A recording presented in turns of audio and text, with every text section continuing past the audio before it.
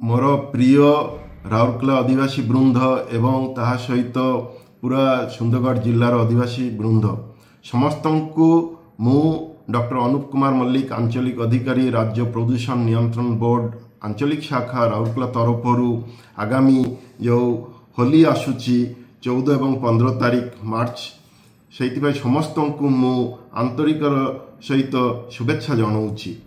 आपण मैंने जानी जे यही प्राकृतिक रंग व्यवहार न कले आमे प्रदूषण मुक्त पाई परिबा नाही। से आमर विभिन्न प्रकार दैहिक प्रोब्लेम घटी थाए।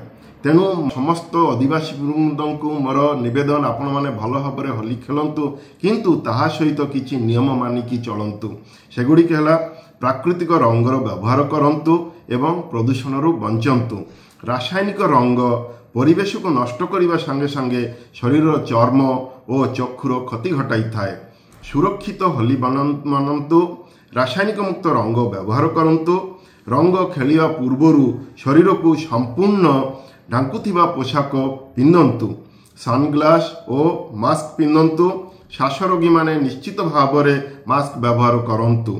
पानी बेलून प्लास्टिक बैग किंबा बोतल फिंगंतु नाही। निशा सेवन करी रंग खेलंतु नाही।